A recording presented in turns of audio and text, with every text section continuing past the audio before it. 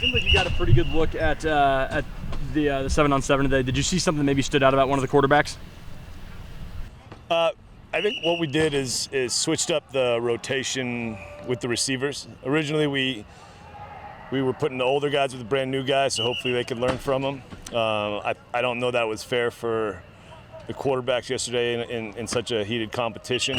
I thought Cam showed on a couple throws the comfort level of the offense. I think the DBs really make it challenging, and that's a good thing for us. But probably got to see it on film a little bit. But I know Jaden, after looking at film, was a little rusty, and I think it's just good to get back in it and get kind of that knocked off. I think this will be a pretty good little battle here. It seemed like Donavan Ollie on a couple of different occasions used his size and his strength to make a couple plays. Have you guys been really trying to have him tap into that to where he's using that whole frame to pinpoint the ball and out-muscle defenders? What Donavan has done is, he's a big guy. He's trimmed down. And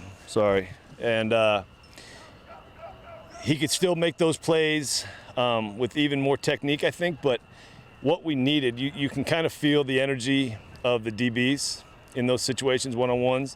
I think they're a confident group.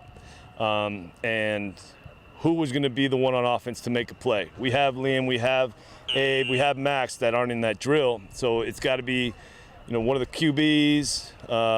But Donovan was the one that made a couple of those plays, I thought, that brought some energy back to the offense. So that's what there was some real worth in that, and I think that's confidence for him. On the secondary side of things, did any of the corners or safeties maybe make a play or two that stood out to you? I thought they should have made 5 plays yesterday, and I counted 3 today. We're stressing takeaways.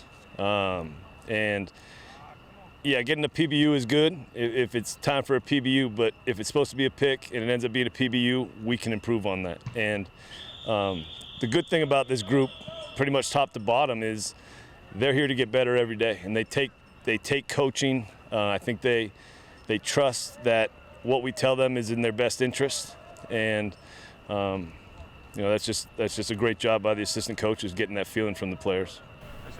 What are you seeing from the receiver group, both good and bad, generally speaking, if you look at the whole group right now? Well, they're behind as a group just because of the amount of new guys. But I think Stribling showed up in spring. I think Stribling has just how he works.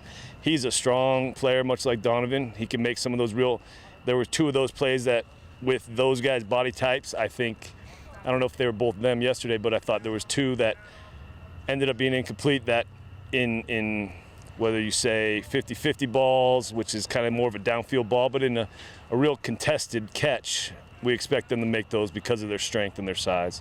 I think the young guys were thrown in it yesterday, made some mistakes that didn't help the flow of practice, but they came back today. I thought the film helped them, and they're just getting comfortable with college football right now. Do you really see an open competition at 3 of those 4 receiver spots? With obviously Travella comes back, but then you lose the 3 other starters, and it seems like there's 2 or 3 guys at each of those 3 spots competing right now. Yeah, what's creeping is I think we're going to have, and we typically haven't been a heavy rotational receiver offense, but I think there's going to be at least 2 deep, probably 3 deep that we can count on, and how that plays out, especially 9 games before a bye.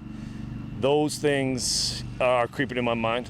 That hasn't been a heavy discussion yet, but you're seeing it's not that there's just 4 that can do the right thing and get open and make plays. So that is something that's on my mind as of recent, especially yesterday and today. You guys have George Hicks playing safety. Can you talk about the decision to move him back there and kind of that battle for the other safety spot next to Daniel? Well, George is a very smart player, knows the offense. We felt like we had good corner numbers, looking in the transfer safety market to increase some depth. It was always something that we had that opportunity. We didn't want to do it. And then when we ended up moving on Caleb Ford DeMint, it became more of a discussion. And George is such a team player, has given so much to this program.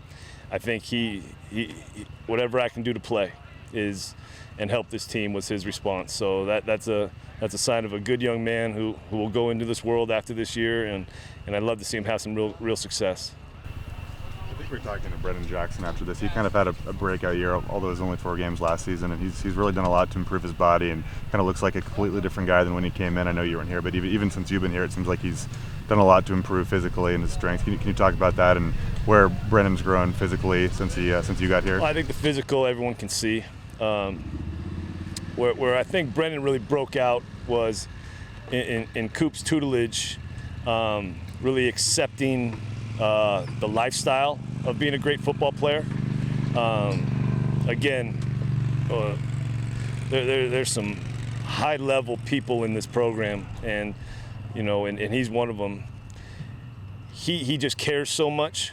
He doesn't just care about his body. He cares about hydration. He cares about health. He cares about getting his teammates better. He's an excellent teacher, along with RJ, as far as taking care of the young guys, understanding that if we rise all the ships, right, we're better. And he's one that I hope he never leaves. I know he'll leave us someday, but he's definitely a net positive for us.